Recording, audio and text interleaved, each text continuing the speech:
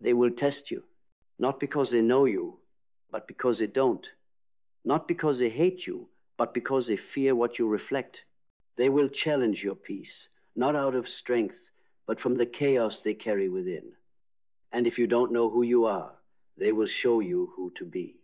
If you don't hold your center, they will drag you into theirs. But you're not here to be dragged. You're here to master stillness in a world that profits from your reaction. They don't teach you this in school. The discipline of psychological sovereignty, the inner architecture of a mind that doesn't collapse at the sight of conflict, the power of being so rooted that storms pass through you, not into you. They don't teach you that silence is sharper than any argument, and presence is heavier than words. So you grew up learning defense instead of discipline, how to guard, not how to govern, how to react, not how to remain. But now you learn, because calm is not passive, it's not weak, it's not disinterest dressed in detachment. Calm is a weapon forged in awareness. And to stay calm, no matter what people do, is not to care less, it is to care precisely, intentionally, powerfully. It begins with a single shift from emotional reactivity to psychological mastery. You don't have to respond to every insult. You don't have to match every tone. You don't have to play in every performance people drag you into. You only need to remember this. Control of self is control of the world. And the world wants you impulsive. It wants you loud. It wants you enraged, activated, disturbed. Because that's how systems control people, not by chains, but by conditioning. Not through force, but through frequency. If they can control your response, they don't need to control your action. You become your own prison. So you must return to the breath, to the body, to the now. Because in the now, nothing can control you. Not their disrespect, not their manipulation, not their approval or absence of it. You remain unmoved, not because you're numb, but because you felt everything and chosen not to be ruled by it. Carl Jung spoke of the shadow, the unconscious part of ourselves we repress, project, and deny. The more unaware we are of it, the more it controls us. And so when someone triggers you, it's not about them, it's about the fragment within you that they touch. They don't make you angry. They reveal the anger you haven't met. They don't make you insecure. They awaken the part of you that still doubts your worth. And until you sit with that shadow, until you make peace with those broken pieces, people will own you. They will own your mind with a comment, your mood with a glance, your whole day with a tone. But once you bring your shadow into the light, you become untouchable, not because you've escaped the darkness, but because you've integrated it. You no longer fear being triggered because you study your triggers. You no longer fear disrespect because you've already chosen your worth. You no longer seek validation because your identity is no longer up for auction. This is the method, not to escape the world, but to walk through it like a sovereign. Eyes open, heart steady, nervous system calm. You speak less now because silence is louder. You explain less because presence is clearer. You don't justify your boundaries. You enforce them in energy, not in apology. This isn't arrogance, it's awareness. When someone disrespects you now, you don't internalize it, you investigate it. Is this a mirror? Is this a projection? Is this a lesson? You don't collapse. You rise inward, not to attack, but to witness. And in that witnessing, the drama ends. Because the game only works if you play. You are no longer available for games. You are no longer a participant in dysfunction you didn't create. You have elevated, not externally, but internally. And that elevation isn't visible to most, because it happens in the pause, in the breath before the reaction, in the silence after the insult, in the peace you keep when chaos demands your rage. And in that pause is power. Not the kind that dominates others, but the kind that frees you from them. You don't need to win arguments. You need to win yourself, because your mind is the battlefield. Your emotions are the terrain. And every time you choose calm over chaos, presence over panic, stillness over spiraling, you win. You rise. You remember who you are. Beneath the programming, beneath the noise, beneath the pressure to perform a version of yourself that keeps others comfortable. And you stop apologizing for that self. You stop explaining your distance. You stop softening your strength. You stop managing their perception of your peace. Because your peace was earned through betrayal, through chaos, through the hard practice of choosing not to be what they projected onto you. And now you are the mirror. And when they look at you, they don't see someone they can manipulate. They see someone they cannot disturb. Not because you don't feel, but because you've become fluent in your own emotional language. This is not emotional suppression. This is emotional elevation. You don't avoid your emotions. You regulate them. You transmute them. You use them not as weapons, but as guides. And that's why they fear your calm. Because it reveals their chaos. Because it cannot be predicted. Because it cannot be provoked. And so they call it cold. They call it distant. They say you've changed. Good. Let them. You didn't come here to be the same. You came here to evolve. And evolution demands peace. It demands sovereignty. It demands you stay rooted when the world begs you to chase validation like it's currency. You are the currency now, and you spend yourself only on what builds you. That is the method.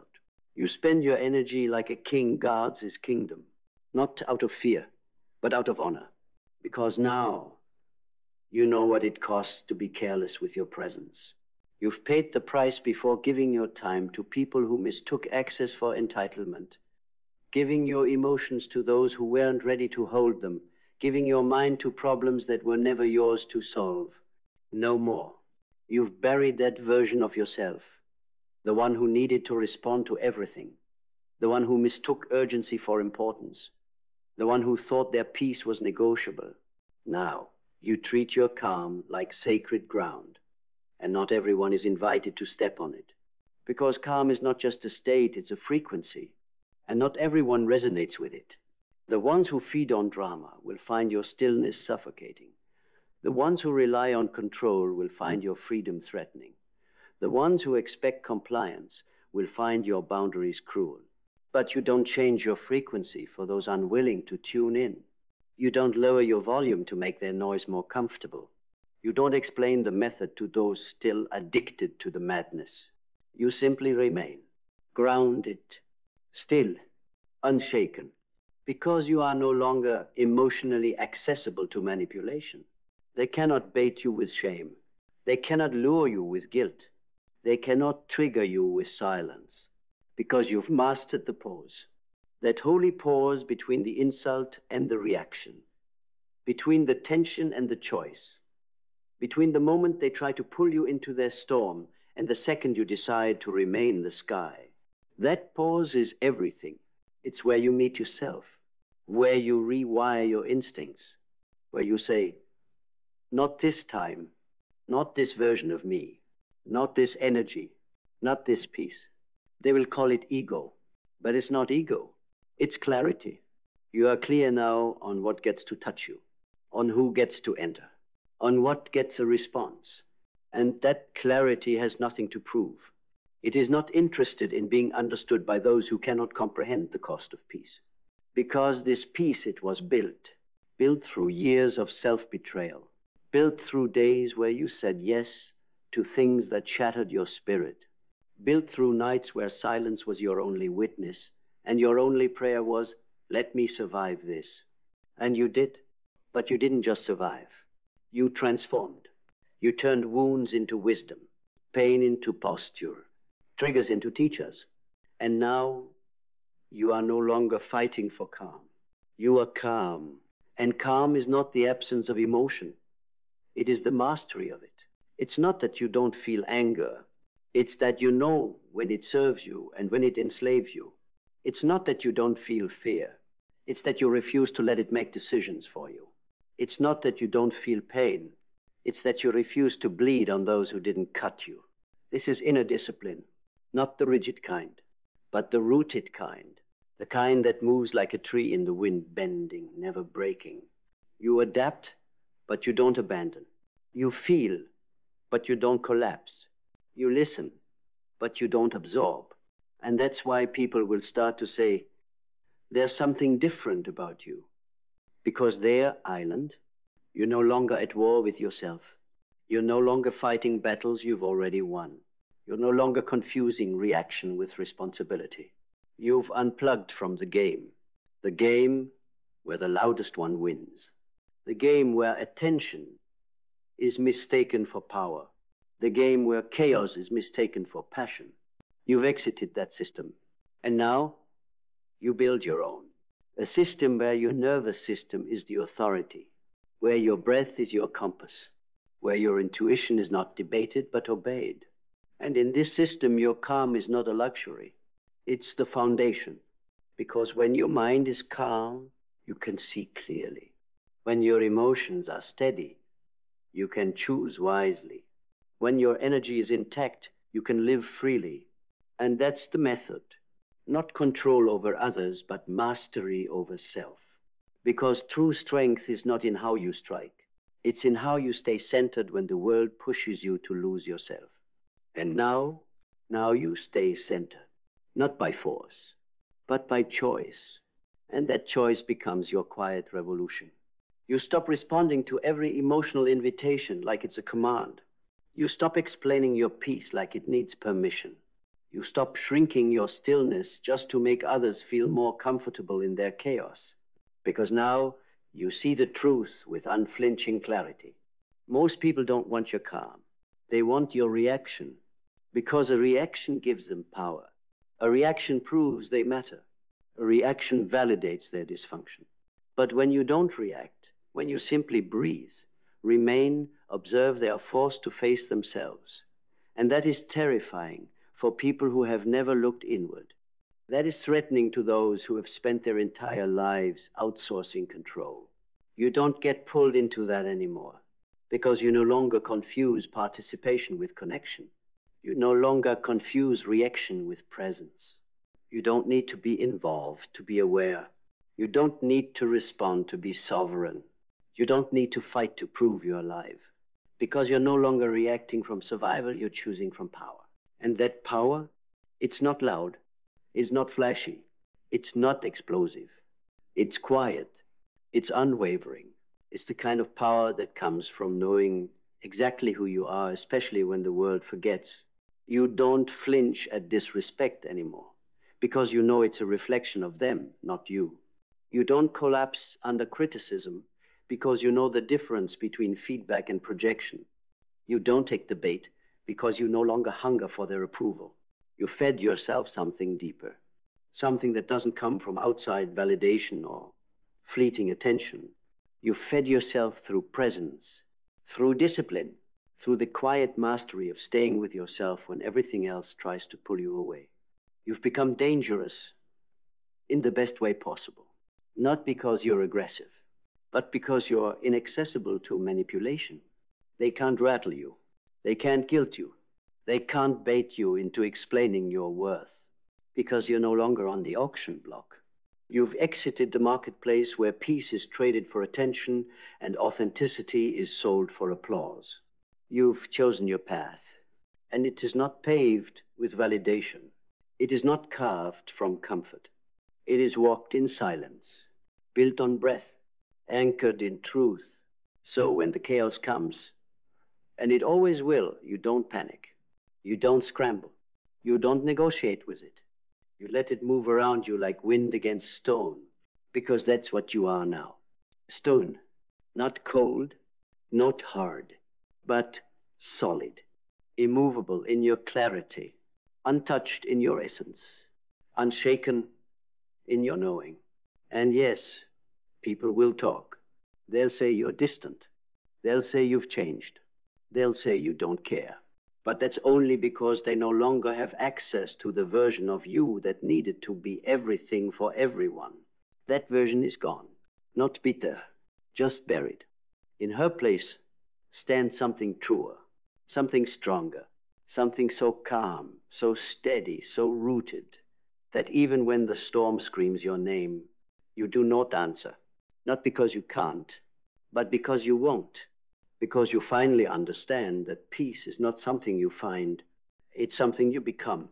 And once you become peace, there is no going back. You no longer chase closure. You no longer demand apologies. You no longer need them to understand the depth of your silence. Because your silence is no longer empty, it is full of everything you used to explain. It is not the absence of words, it is the presence of wisdom. And when you speak now, it's deliberate, precise, calm. Because calm is not the absence of emotion, it's the presence of direction. You don't speak to be heard. You speak to align. You don't speak to correct. You speak to affirm. You don't speak to control. You speak to command your reality. And when you don't speak, it's not weakness. It's restraint. The kind forged by fire. The kind built from years of over-explaining, overextending, overgiving, until you finally realized you don't owe anyone your disruption. You don't owe anyone your nervous system. You don't owe anyone the performance of being uncalm, so they can feel in control. You've learned that their chaos is not your responsibility. And that is the greatest act of maturity, not reacting to make others feel better about the storms they refuse to face. Now, you walk through life with a rhythm, a still rhythm. One foot in presence, the other in intention. You move slow, not because you're unsure, but because your mind is no longer racing to prove. You listen more not to respond, but to absorb, to discern, to choose the right action rather than the fastest one. Your body softens, your eyes sharpen, your voice settles into something real, not inflated, just rooted. And that rootedness, it radiates. People feel it when you walk into the room. That energy that doesn't ask for attention but naturally draws it. The quiet confidence of someone who does not flinch when things fall apart. The kind of presence that makes loud people quieter, that makes liars uncomfortable, that makes manipulators exposed, that makes chaos lose its power. Not because you resist the storm, but because you are the storm's teacher. Because staying calm is not the absence of storms, it's becoming the eye within them. And now you carry that eye everywhere, into your relationships, into your work, into your past, into the parts of you that used to beg for peace, but now know how to hold it. This is the art of transmutation, taking the emotion and making it power, taking the trigger and making it a tool, taking the insult and using it as insulation, because nothing outside of you owns you anymore. You have upgraded from reaction to response, from defense to discernment, from needing to prove to knowing you never had to. You don't need everyone to like you. You don't need everyone to understand you. You don't need to be chosen, because you've already chosen yourself again and again and again. And that choice is permanent.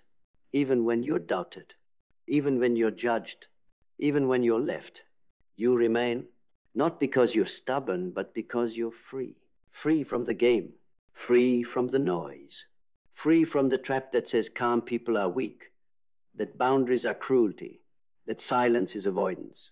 Number, you know now, silence is strategy, boundaries are sacred, calm is divine, and you are all three. So when the world spins, let it. When people project, let them. When chaos screams, don't flinch. Just breathe. Just witness. Just choose. Because in that breath, in that calm decision to not give them what they expect, you take back your life. One moment at a time. One boundary at a time. One breath at a time. You do not need to scream to be powerful. You do not need to react to prove you care.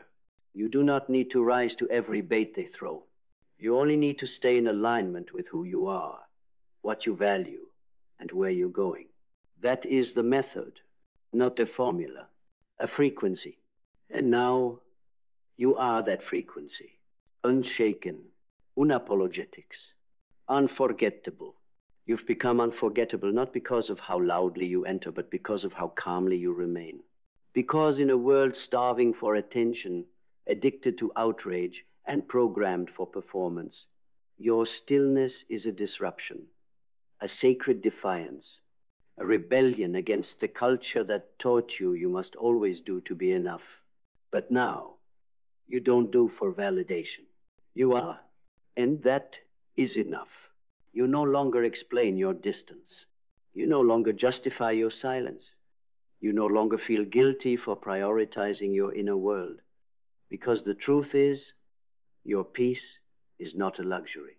It is your lifeline, your compass, your home. They will try to shake you. They will try to provoke you. They will test your commitment to calm again and again, not always with malice, but with unconscious expectation. Because the moment you stop reacting, they must face the fact that their chaos no longer controls you. And to someone addicted to control, your detachment will feel like war. Let it. Let them misunderstand your calm for arrogance. Let them confuse your silence for weakness. Let them create narratives about your restraint. Because the moment you begin performing for understanding, you've already left yourself. And you don't leave yourself anymore. You've spent too many years offering fragments of your sanity just to feel momentarily seen. You've spent too much time responding to emotional emergencies that were never yours to solve. You've wasted too much energy trying to fix relationships that only survived off your constant sacrifice. Now, you conserve. You protect. You respond only where your soul has room to breathe. Because your presence is no longer cheap. It is sacred. And not everyone gets to have access to the version of you that is no longer bleeding. They were drawn to your wounds. But now, you've closed them. Not with bitterness, but with boundaries. Not with silence, but with sovereignty. Not with pride, but with precision. Now, your calm is not a mask. It is a manifestation. A reflection of the work you've done, the battles you've fought, the storms you've walked through without becoming them. You are not calm because you've never been angry. You are calm because you've mastered your anger. You are not unbothered because people can't hurt you. You are unbothered because you no longer place your worth in their hands. You are not detached because you don't feel. You are detached because you realized feeling everything doesn't mean reacting to everything. This is the maturity no one teaches. The inner ceremony of elevation, where you stop waiting for peace to come from the world around you and start creating it within.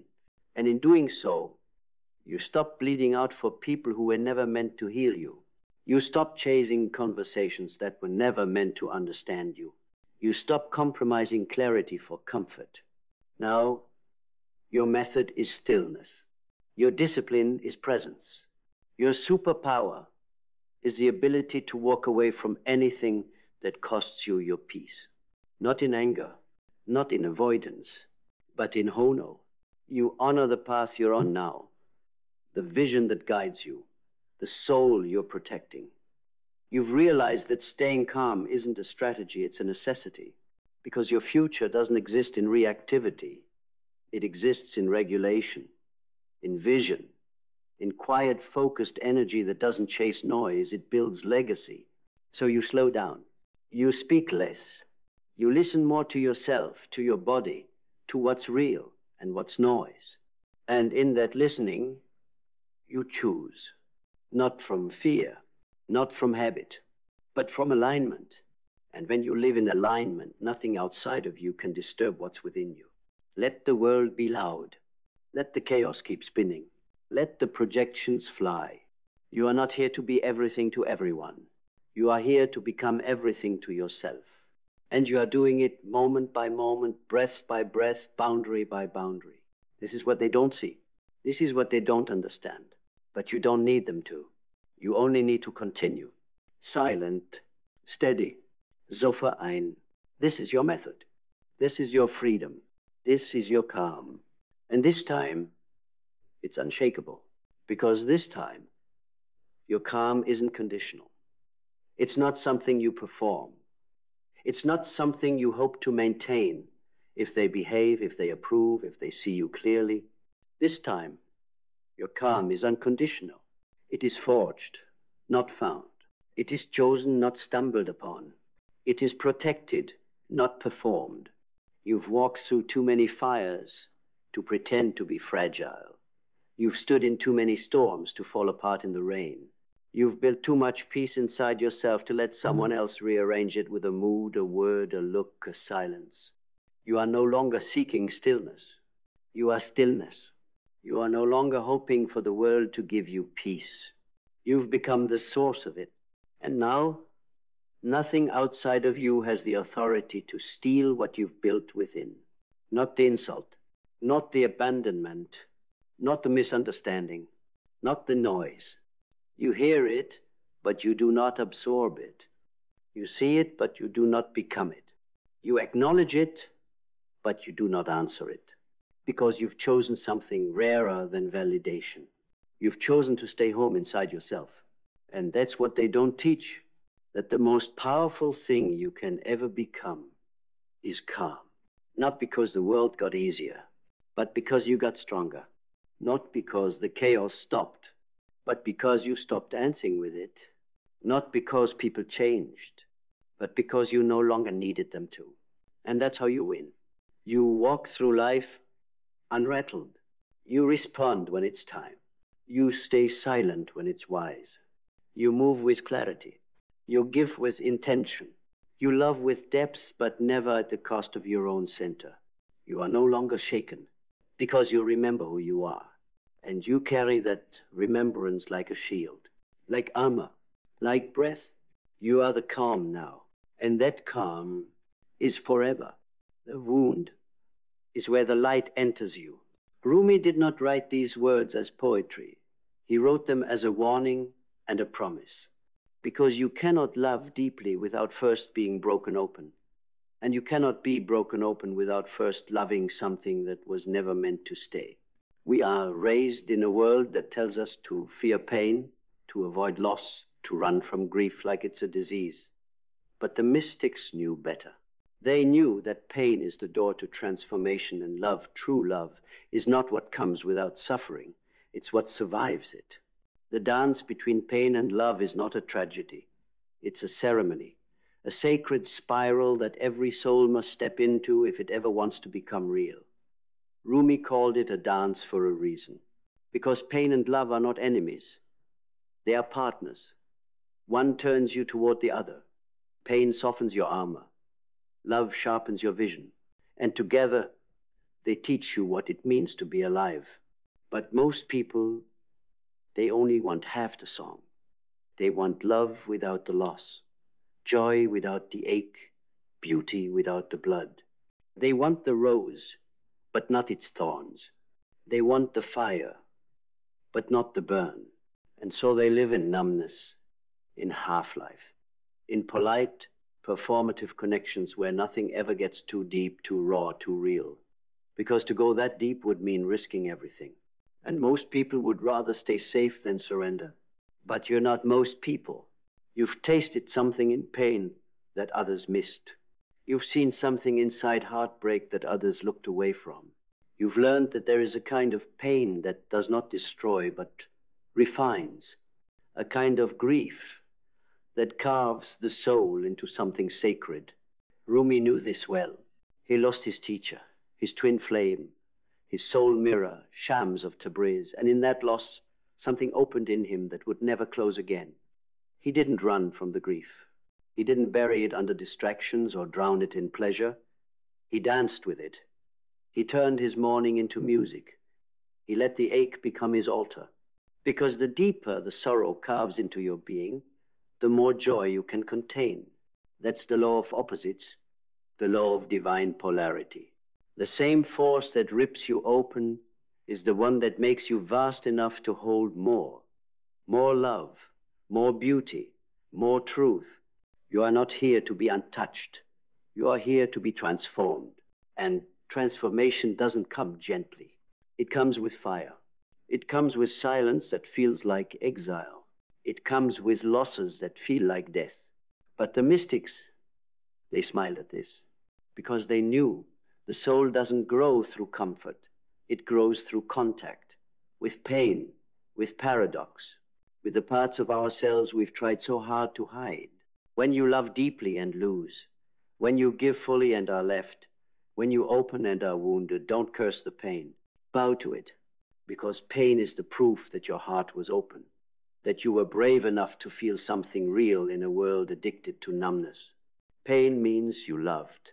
And love, real love, is never wasted, even if it breaks, even if it's betrayed, even if it disappears.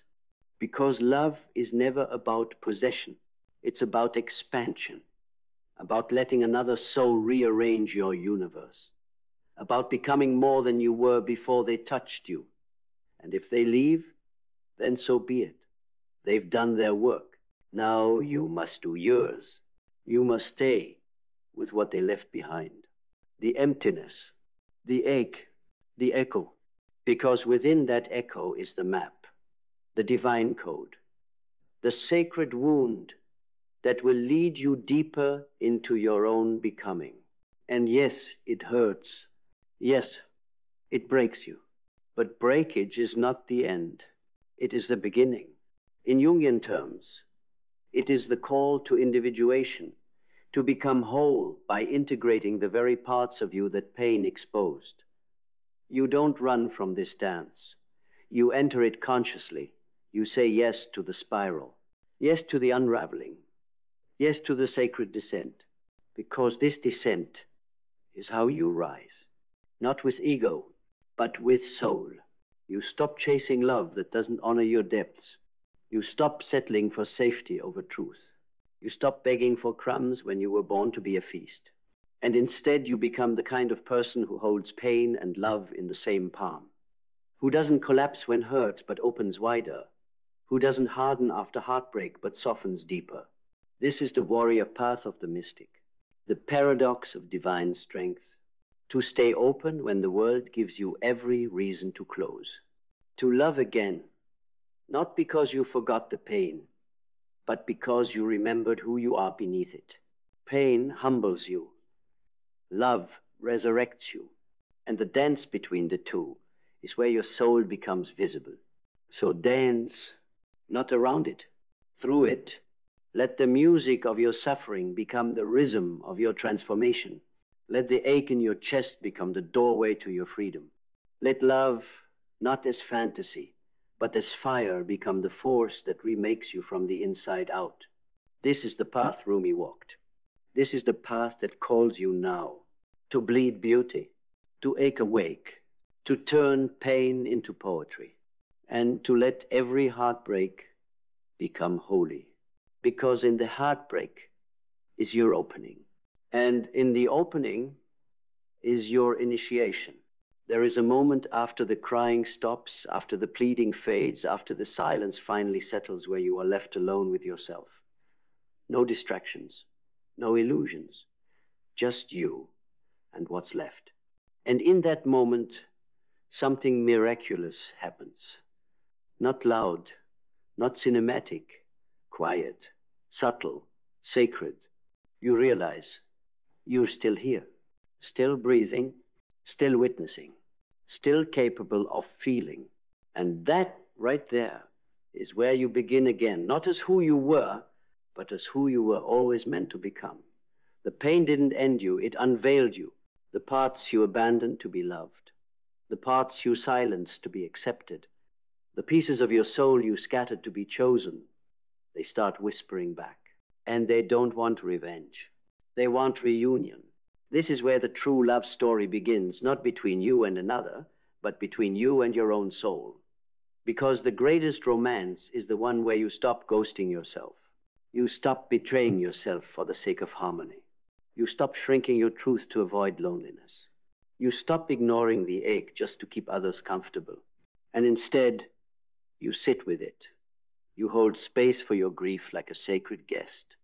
You ask your pain what it wants to show you. And you listen, not with your ears, but with your entire being.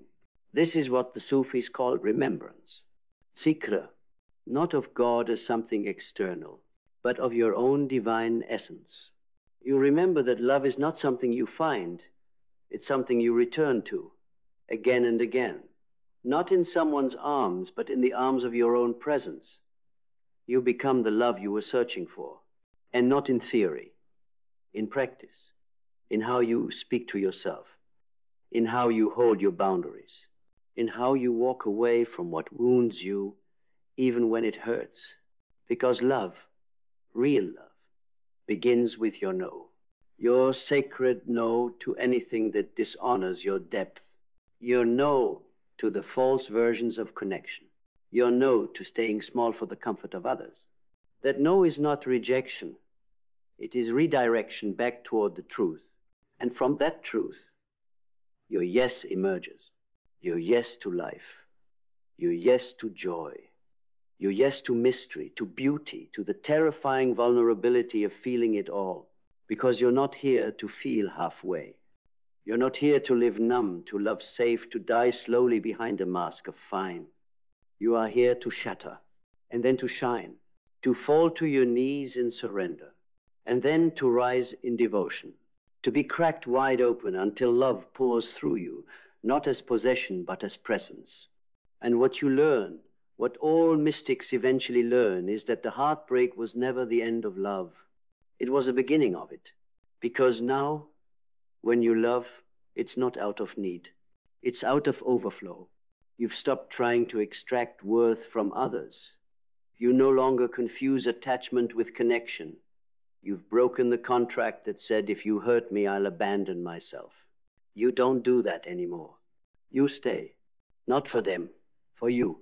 You stay with yourself through every storm, through the loneliness, through the ache, through the nights where your chest feels like it's caving in. You become the lover that never leaves. And in doing so, something shifts. You stop chasing. You start attracting. You stop performing. You start radiating. Your energy changes. Your presence deepens. Because now you carry the weight of someone who has died and come back. Of someone who has lost everything, then realized they were everything they needed all along. You've become holy ground, not because you are perfect, but because you are real. You've wept on the floor and still stood back up. You watched yourself break and chose to love the pieces. You've known the sting of absence and still chose to give. And that willingness to love again after devastation, that is divinity.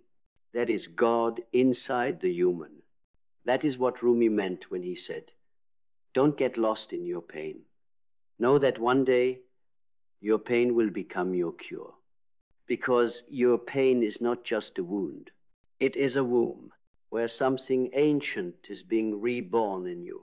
Let it strip you of who you thought you had to be. Let it humble you, unravel you, rewire you. And when it's done, let it teach you how to love. Not with fear, not with control, but with surrender. Because when you dance with both pain and love as partners, not enemies, you stop seeking the light, and you become it. You become it not in moments of perfection, but in the aftermath of chaos. You become it when you are bent, but do not break.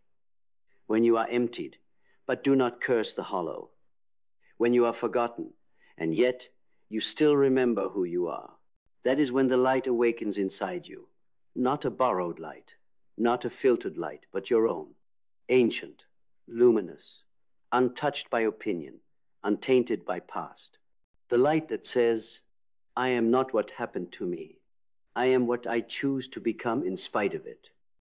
And this is not about healing into the version of yourself that existed before the pain. That self is gone. That self was supposed to die. This is about who you become in the ashes. The phoenix, the rebirth, the evolution that could only come through loss. You are no longer searching for completion in someone else. You are no longer asking to be rescued. You are no longer outsourcing your joy, your peace, your purpose. You are no longer confusing chemistry for destiny. You've stopped mistaking being triggered for being in love. You've stopped calling your trauma patterns fate. Because now you see, love without awareness is addiction. But love with awareness is liberation. You've loved blindly before. You've given everything, only to watch it slip through fingers trembling with hope. You've begged silence to speak. You've tried to earn what was never meant for you. And every time, the universe whispered not as punishment, but as precision. Let it go. There is something more. And you fought that message. You raged against it. You cursed the sky and clutched the pieces of what you once called love. But eventually, you obeyed. You let go not with bitterness, but with reverence. You released the illusion, not because you stopped caring, but because you finally started caring for yourself. And that moment, that silent surrender, that was when the real healing began. Because healing isn't about never hurting again.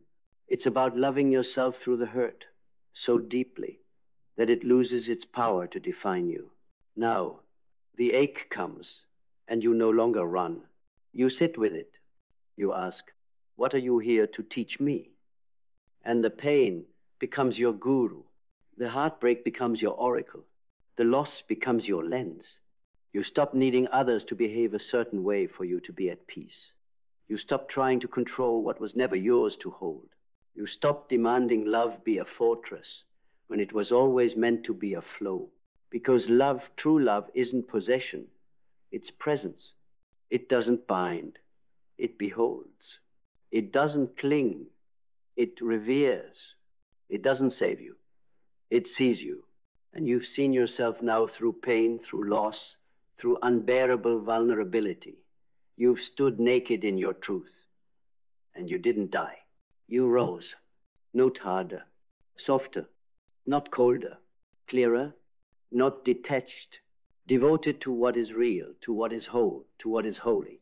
You understand now. The ones who broke you were not enemies. They were mirrors. Carriers of the lessons your soul came here to learn. They were not the path. They were the push. And you blessed them for it, not because they were kind, but because they were necessary. You don't need an apology anymore. You don't need the closure. You don't need the explanation. You've made peace with the silence. You've turned pain into prayer. You've made a temple out of your grief. And now, every breath is sacred. Every heartbeat is a hymn. Every tear that once fell in the dark is now light on your skin because you stayed. You didn't abandon yourself when it got hard. You didn't abandon yourself when they did. You didn't abandon yourself when everything in you wanted to disappear.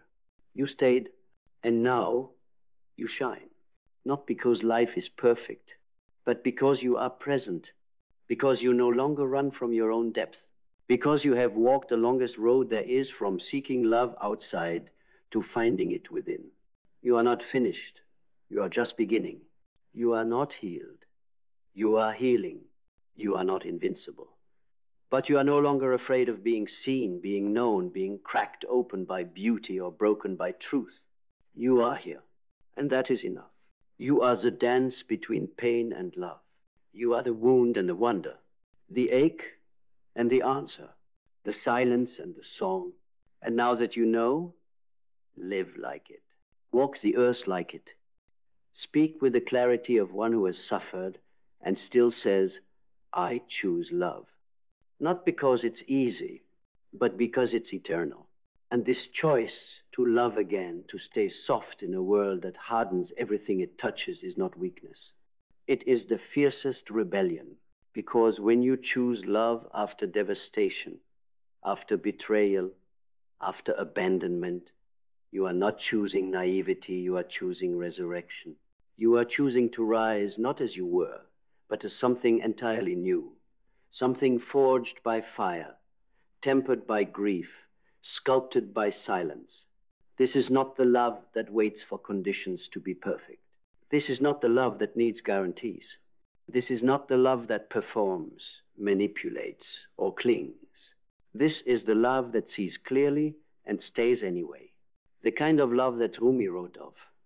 A love that cannot be lost because it was never borrowed. A love that does not arrive from outside but is awakened from within. A love that asks nothing but your complete surrender to what already lives inside you.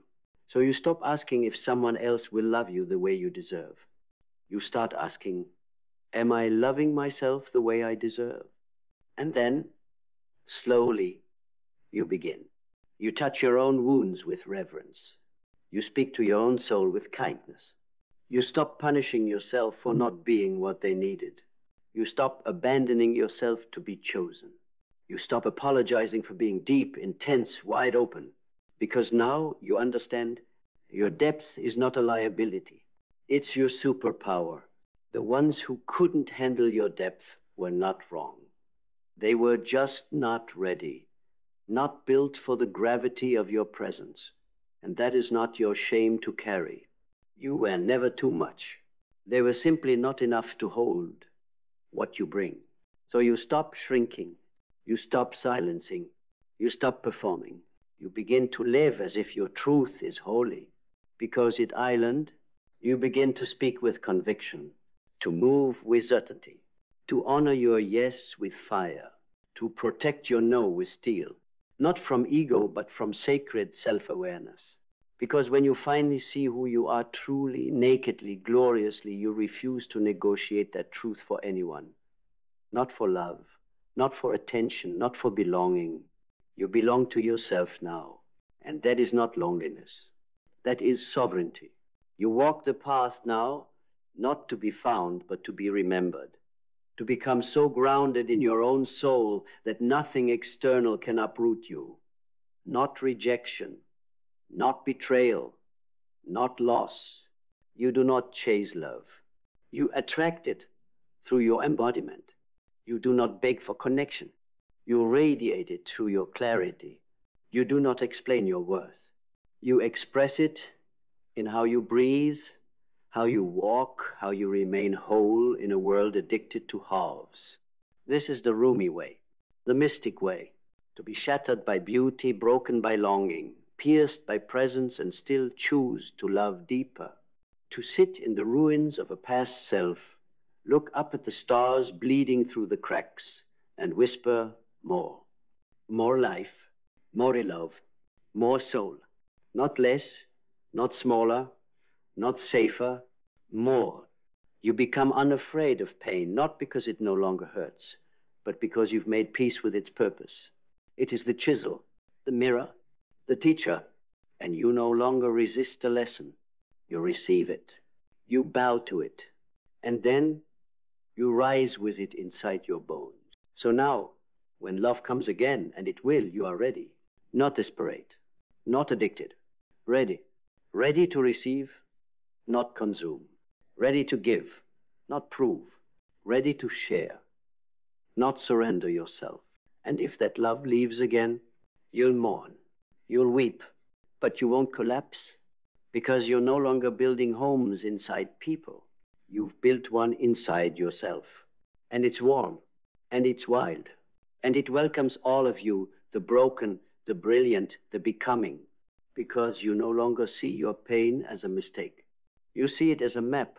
You follow it not back into suffering, but forward into wholeness. And in that wholeness, you are finally free. Not untouchable, but unshakable. Not invulnerable, but fully alive.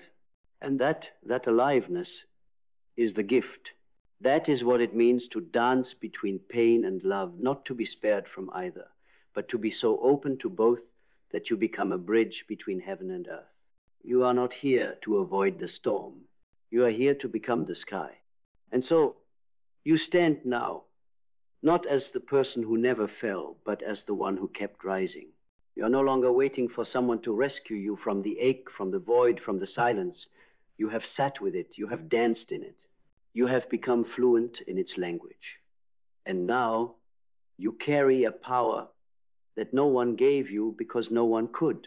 It was forged in the moments no one saw, in the tears that fell with no witness, in the prayers whispered into a darkness that didn't answer but listened.